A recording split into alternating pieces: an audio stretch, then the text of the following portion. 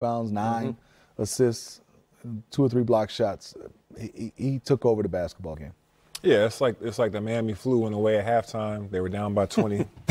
They had 71 points in the second half and took the control of the game. They played great defense. Miami couldn't get it going. They swarmed the paint, did a great job of rebounding, and then Giannis did what Giannis does. Then a huge difference, obviously, from the three-point line for Milwaukee. They were 1 of 14 in that first half. They hit 11 threes in the second half on 19 attempts. But it all starts with the MVP candidate, Giannis Antetokounmpo. They just could do nothing with him in the paint, and the Bucks found their touch from outside. Maybe got some fluids for that South. Yeah, they might get a little IV. Start knocking down some shots, and Mirotic hit a couple threes. And like you said, Pat Connaughton hit 3. Ilyasova hit 3. But also Middleton played well, and I thought Eric Bledsoe had a nice second half. Defense also picked up significantly in the second half for the Bucks. Yeah, great job of shrinking the floor, helping each other. You saw the communication out there, them talking to each other, trading players off, contesting shots. Giannis snagging up every rebound, it seemed like. And they got them out in transition, got them easy buckets. That three-point line opened up everything else.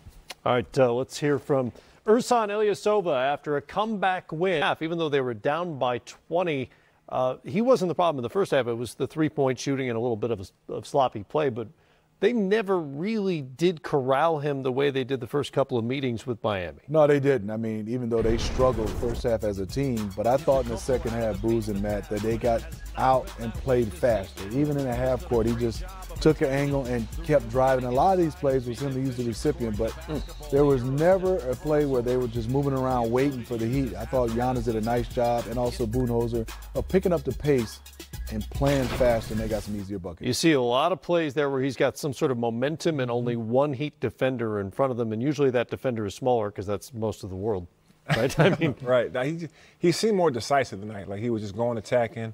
Obviously, we talked about it pregame on what they do to him, swarming him, sending bodies his way. Obviously, he watched film, watched tape, studied, and you can tell he was more prepared this game.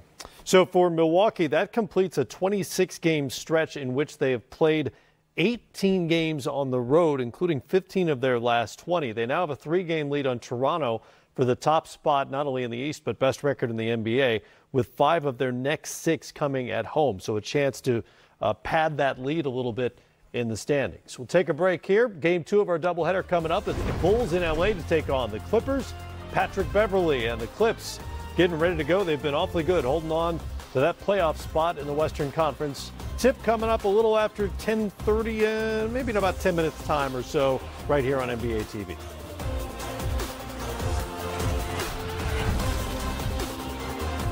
Nine to 10, they were the hottest team in the NBA. As James Harden goes, they go. And Phoenix, a place they expected to win, and Fareed off to a good start. Yeah, great pocket pass right there. Love the way he's attacking.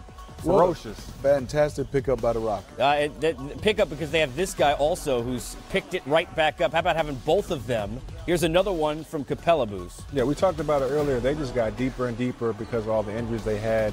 Capella and Fareed going to the rim like that will help them a lot in the postseason. Lead 1 for the Rockets, and then a spin inside for Harden. We're locked up at 51.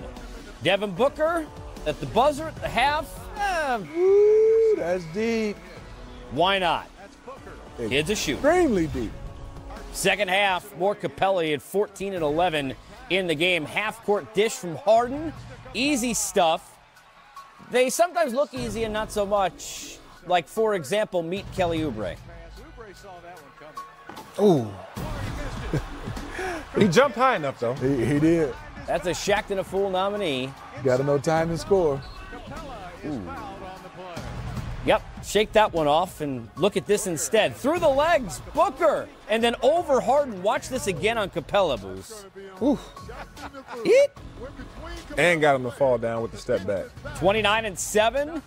For Devin, we're locked up at 69. Good game. Eric Gordon, when he's going, Smitty, and that supporting cast can hit from deep. That's a tough team. Yes, indeed. And great job by Shumpert driving and kicking it out to Eric Gordon, making his 3 a little bit easy. 19. This is tough. And boy, James is making it look easy. Nobody hits better contested shots than him in the league. I mean, it's ridiculous. And drive to the paint. 41 points, 11 assists, 9 rebounds. How about 6 steals and 3 blocks? Did you say 6 steals? 6. I'm impressed by the 6 steals. Yes, indeed. And 3 blocks. Look, no Chris Paul, who had rest, which I appreciated. Didn't say load management. It's harder to fit on the board in parentheses. Meanwhile, Milwaukee in the East, they've been at the top.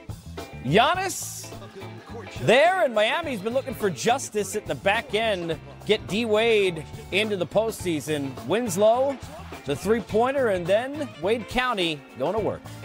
That's a nice crossover and a nice little oop-de-doo by D-Wade.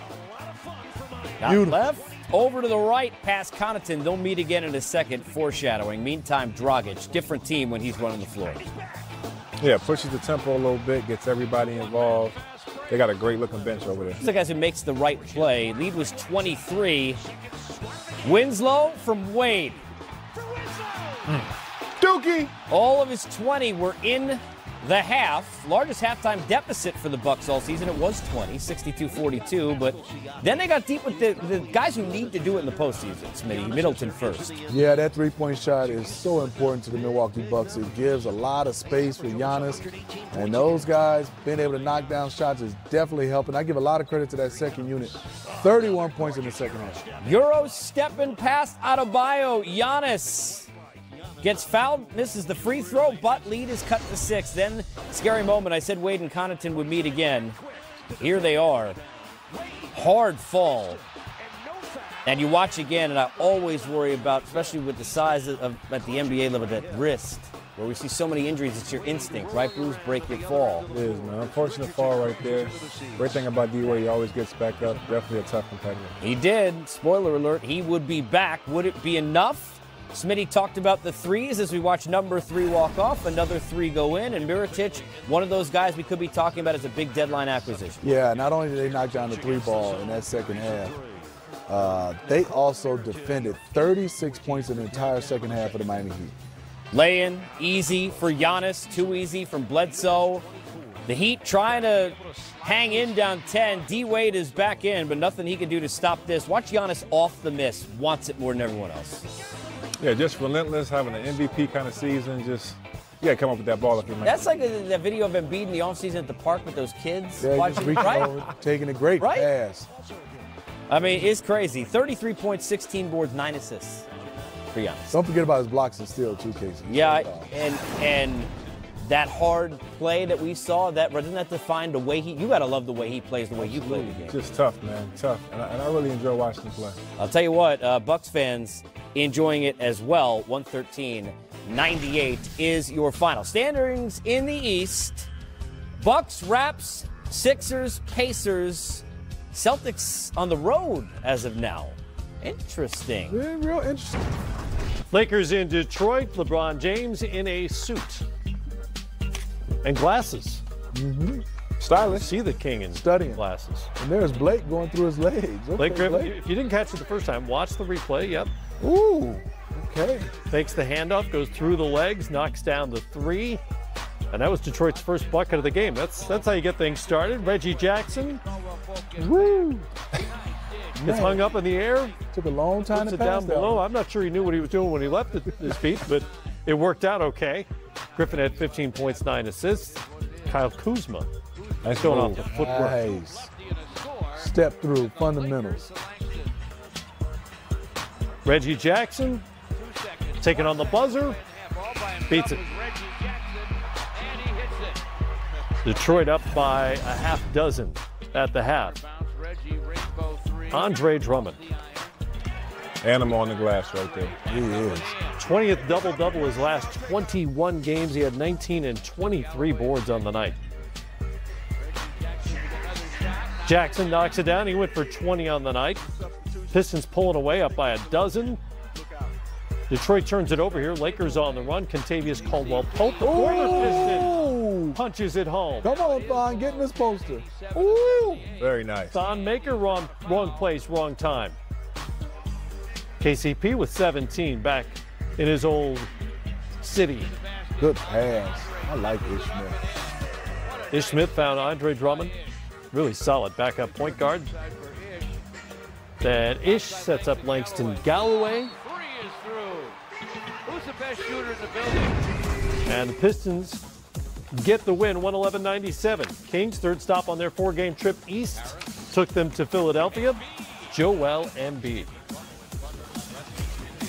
Good move. Like, Put him in the rim. Like Harry Giles wasn't even there. Just moved him. Up pump And then the fake. Don't go for the fake. I mean, you might get dunked on anyway, but Marvin Bagley the third could have him back in the lineup for the Kings. Boban was guarding. Sixers take off on a 16-2 run. Willie Cauley-Stein victimized by Embiid there. J.J. Redick on the wing. He had 19. But Philly only up by 4 at the half. Third quarter, Buddy Hield. Nice step back. Look at that separation. He's had a really solid season. Kings move it. Harrison Barnes all by his lonesome in the corner. He'll knock it down. Barnes went for 16. Kings just 9 of 27 from three-point range. There's Tobias Harris. He's fitting in perfectly. Give and go. Boban Marjanovic to his buddy Harris. And Jimmy Butler using the body and then stepping back for 2 of his 22. Phillies lead back up to 10. Embiid. Nope. He had 4 blocks on the night. At least a couple of them on Bogdan Bogdanovic. Bogdanovic just trying every pump fake, every head fake. He couldn't get Joel Embiid out the picture. The rookie Bagley had 15 on the night. And the Kings still hanging around here late, down by just 6. Ben Simmons drives, Euro finish, 18. Philly up by 5. Embiid finishes things off. Willie Cauley-Stein all by himself, and then he's not. Yeah, you got to dunk that one, Willie Cauley-Stein. You got to go up to dunk that one. And then Embiid will fade away. That's tough. That's tough to defend. 21 and 17. So Phillies won 3 in a row, and they've now pulled into third place in the Eastern Conference by a tiebreaker over the Indiana Pacers. Lou Williams, league's all-time bench scorer, and the Clips taking on the Bulls next.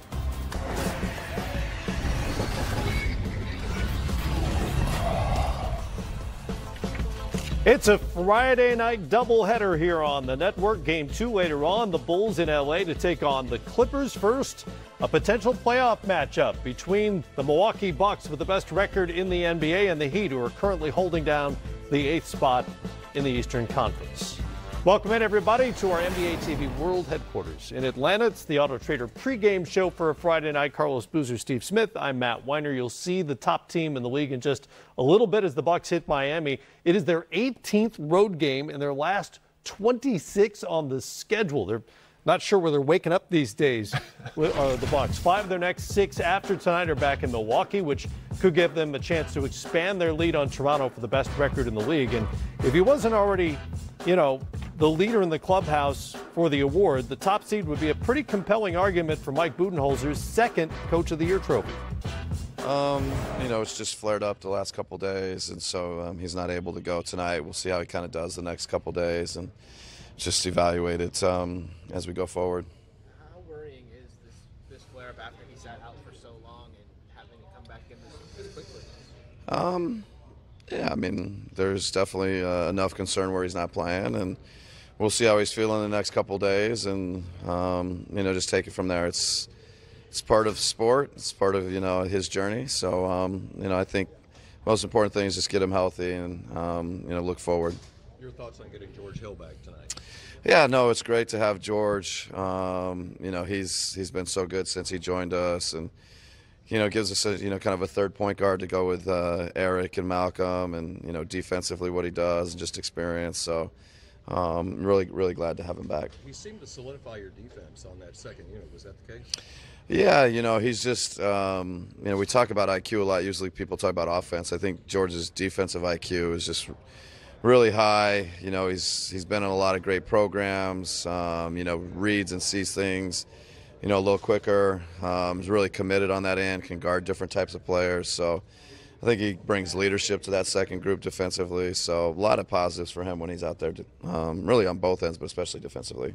Knowing Dante, I imagine he's somewhat frustrated with the situation. What's the key to just keeping somebody mentally invested when they're a young player like that? Yeah, I think just trying to be as positive as you can, and just again looking forward, trying to figure out how to get healthy, and just, you know, stay as positive. You know, during some times it can be frustrating. We know coaches are trying to improve their team every game. What is your players' focus now as you're nearing the playoffs but not there yet? Yeah, you know, I think, you know, defensively, if and when we make any kind of changes or adjustments, you know, can we be, you know, sharper, less kind of slippage, less errors, whether we're in our basic stuff or we make a change. And offensively, just our execution, I think, can, you know, get better, the way we move the ball and maybe move the defense side to side and then attack. And I think that just a lot of that comes down to just your focus and your habits, and can we keep building our habits and, you know, maintain or improve our focus. That's going to be important, you know, as you go into the playoffs. Mike Budenholzer there, already won a Coach of the Year trophy with the Atlanta Hawks a few seasons back. Now coaches the best team in the NBA at the moment, at least in the regular season. But you guys have seen over the years there's some teams that are better built for the regular season than the postseason. We'll find out soon enough if this Bucks team is good enough to make a deep run even to the finals. Are they the team to beat when it comes to the playoffs? I don't know. For me, the answer is yet to be told. I think the East is wide open now without LeBron James in it. There's 4 very good teams, I think, obviously, with Milwaukee, Toronto, Philadelphia, and Boston. Indiana's doing very well. I just don't think they're going to come out the East without Victor Oladipo. But Milwaukee's done a great job. I said in the back, I love their defense. They got a lot of guys that do a great job of defending. They can switch multiple positions. And they got Giannis, the Greek freak, who takes care of everything else. I just feel like there's a couple other teams that may have more scoring or may have more playoff experience. So I'm not sure who's going to come out the East, but I feel like it's wide open. Well, Smitty, according to Vegas, the Bucks are now the favorite to come out of the East. Milwaukee's become more and more of a favorite as the season gone on, as they've continued to pile up wins, while the Celtics have gone the other direction. You're not Vegas, you're Steve Smith, but I'll ask you to handicap it. You know, the one reason is, and I love Giannis Antetokounmpo. I think for sure he could win the MVP, rightfully so, in the regular season. But what can you take away from Giannis in the playoffs? And if you want to load up, and there's nothing wrong with that, that's most great players. Sure. But most great players make you pay by kicking it out to guys that knock down shots or make plays. And they have Chris Middleton, they have Brogdon, and they have some guys that can shoot. Brook Lopez and Mirotic are 2 fantastic bigs that can shoot. But then you also, can they play on the other end? They become liabilities to me, Mirotic and also Brook Lopez on the other end. And also for me is, other than Giannis, they don't have a lot of guys that get to the free throw line and been able to create their own. And that's where I think the most important player, I wouldn't say he's the second best player on their team, is Eric Bledsoe. I think Chris Middleton is their second best player, but I think their most important has to be Bledsoe.